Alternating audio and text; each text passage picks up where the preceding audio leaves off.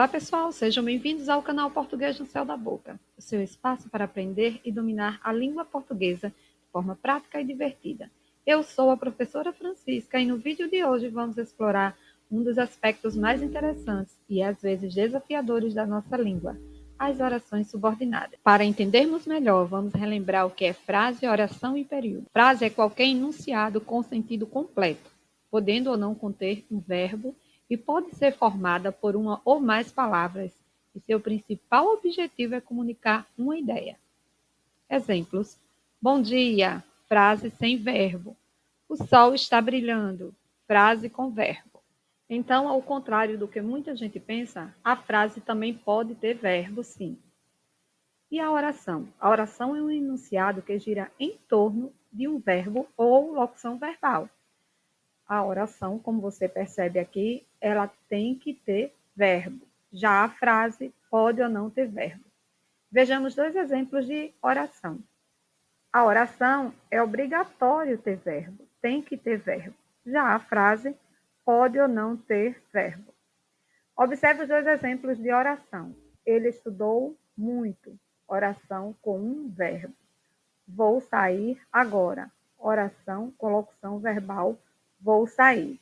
E o que é período? É um enunciado que contém uma ou mais orações e se encerra com ponto final, ponto de exclamação ou ponto de interrogação. O tipo de ponto é o que menos interessa. O período pode ser simples, quando contém apenas uma oração, que também é chamada de oração absoluta, e pode ser composto quando contém duas ou mais orações. Exemplos: ela leu o livro, período simples, composto por apenas uma oração. Ela leu o livro e depois escreveu um resumo, período composto por duas orações, já que temos mais de um verbo. Se ficou alguma dúvida sobre frase, oração e período, temos aqui no canal Português no Céu da Boca um vídeo muito bem explicado, onde tiro todas as dúvidas. Vou deixar o link do vídeo nos comentários.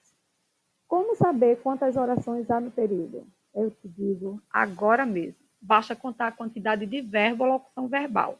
Ela leu o livro. Temos apenas o verbo leu, portanto, apenas uma oração. Ela leu o livro e depois escreveu um resumo. Leu, escreveu são dois verbos, portanto, duas orações. Entendeu?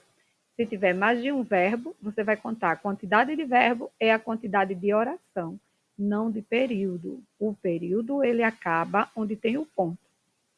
Nesta segunda oração, o período acaba justamente no ponto, tá bom? Então, o período composto por duas orações. Agora que você sabe o que é período, o que é frase, o que é oração, você já ouviu falar sobre período composto por subordinação?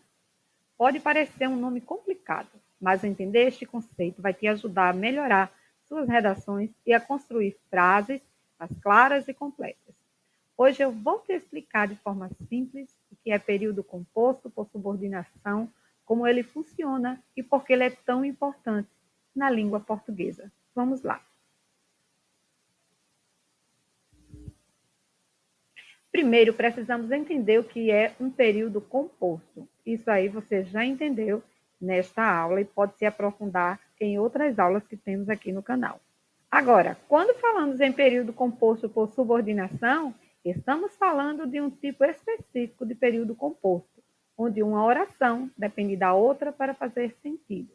Essa dependência é chamada de subordinação. Em outras palavras, no período composto por subordinação, temos uma oração principal que traz a ideia central da frase e uma oração subordinada que complementa ou explica melhor a oração principal.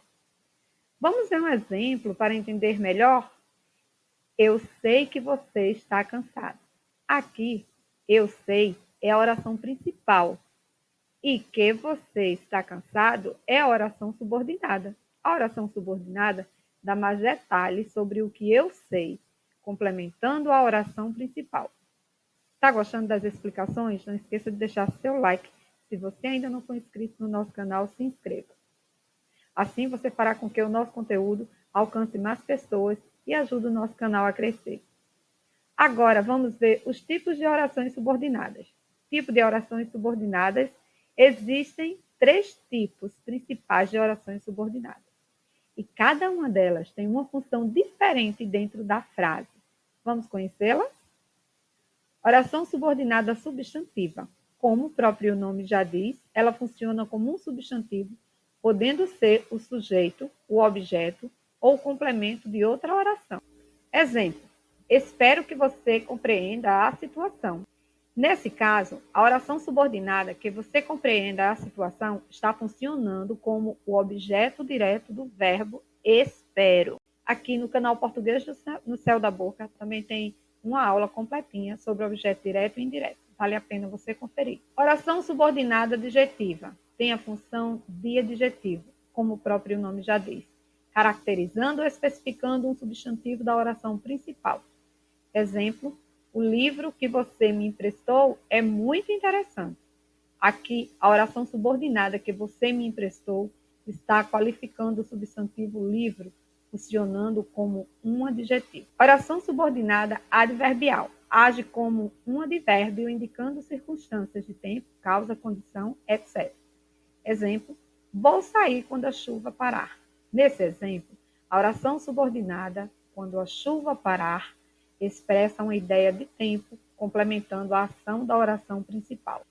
Substantivo, adjetivo e advérbio são classes gramaticais. E aqui também nós temos aula completinha sobre as 10 classes gramaticais.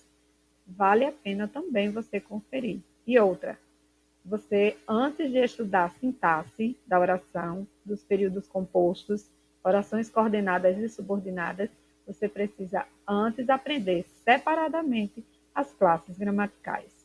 Então, no período composto, por subordinação, uma oração sempre vai depender da outra para fazer sentido. E as orações subordinadas podem ter diferentes funções dentro da frase, como vimos. Entender isso vai te ajudar a construir frases mais complexas e, ao mesmo tempo, mais claras e organizadas. Gostou dessa explicação? Se sim, deixa um like, compartilha esse vídeo com quem está estudando gramática e se inscreva no canal para mais conteúdos de português e linguística. Até a próxima!